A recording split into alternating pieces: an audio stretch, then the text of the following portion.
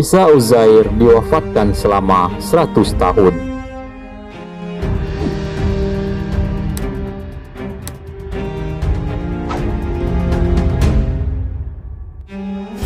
Sebagai seorang muslim, kita wajib memiliki keyakinan akan terjadinya hari kebangkitan.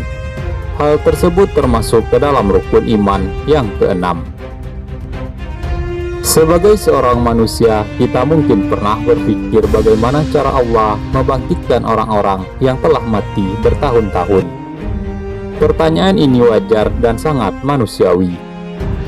Tidak hanya kita yang berpikir tentang hal tersebut, ternyata Uzair juga pernah berpikir mengenai hari kebangkitan. Melalui Uzair, Allah memperlihatkan tanda-tanda kebesarannya. Ia menjadi saksi atas kebenaran adanya hari kebangkitan. Siapakah sesungguhnya Uzair? Apakah seorang nabi? Dan apa keistimewaannya? Dan bagaimana kisahnya di dalam Al-Quran? Orang Yahudi menganggap Uzair adalah anak Tuhan, sebagaimana orang Nasrani menganggap Isa sebagai anak Tuhan. Uzairlah yang mendapatkan amanah untuk menjaga kitab Taurat. Orang-orang Yahudi berkata, Uzair itu putra Allah, dan orang-orang Nasrani berkata, Al-Masih itu putra Allah. Demikianlah itu ucapan mereka dengan mulut mereka. Mereka meniru perkataan orang-orang kafir yang terdahulu. Mereka dilaknat Allah, bagaimana mereka sampai berpaling.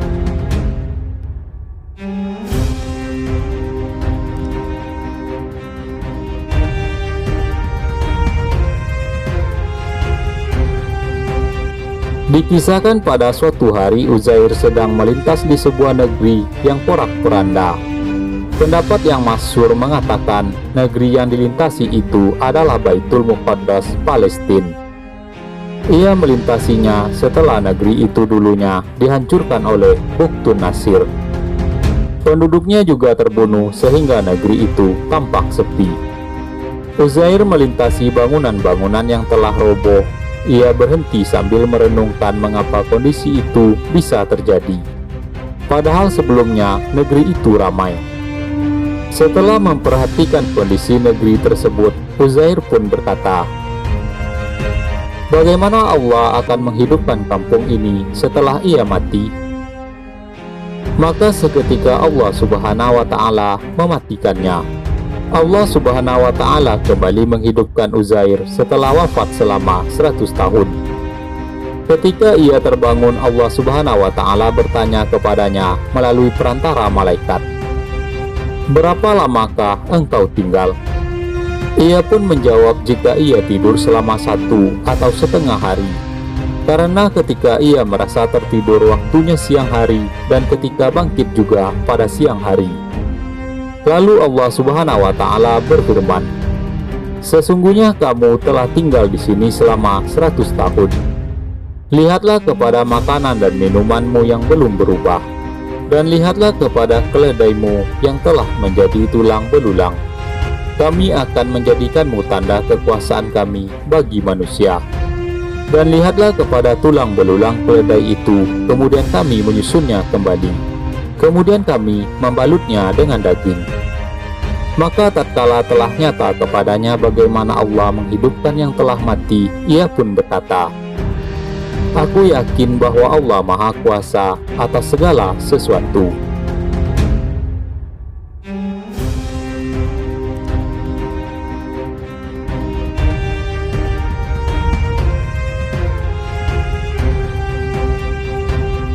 Setelah yakin akan kekuasaan Allah itu, Uzair kembali ke kampung dengan menaiki keledainya. Ia menyaksikan kampung itu telah banyak diisi oleh manusia. Ketika melewati orang-orang, ternyata mereka tidak mengenalinya lagi. Ia pun mendatangi rumahnya, dan di sana ada seorang wanita buta yang berusia sekitar 120 tahun. Sebagaimana dikisahkan Ibnu Katsir, saat Uzair meninggalkan kaumnya, wanita itu berusia 20 tahun dan sebelumnya mengenal Uzair dengan baik. Uzair pun bertanya kepada wanita tersebut, wahai ibu, apakah ini rumah Uzair? Wanita itu membenarkannya dan menangis. sebab selama 100 tahun tak ada orang yang menyebut nama tersebut. Uzair pun memperkenalkan dirinya dan menceritakan tentang kematiannya selama 100 tahun. Wanita itu tak mempercayainya begitu saja. Uzair adalah seseorang yang mustajab doanya, dan ia senantiasa mendoakan orang yang sakit dan tertimpa musibah untuk diberikan kesehatan dan kesembuhan. Maka wanita itu pun berkata, "Berdoalah kepada Allah agar mengembalikan penglihatanku, sehingga aku bisa mengenalimu."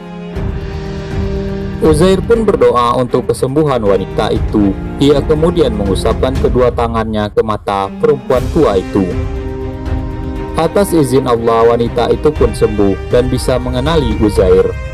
Wanita itu kemudian mendatangi orang-orang Bani Israel dan mengatakan bahwa Uzair telah kembali. Namun Bani Israel itu tak langsung mempercayainya. Setelah wanita itu bersaksi siapa dirinya, dengan serta-merta orang Yahudi itu mengatakan bahwa Uzair adalah anak Allah. Mereka pun akhirnya meminta Uzair untuk membacakan kitab Taurat, sebab di antara mereka sudah tidak ada lagi yang paham tentang kitab Taurat, karena telah dibakar oleh Buktun Nasir.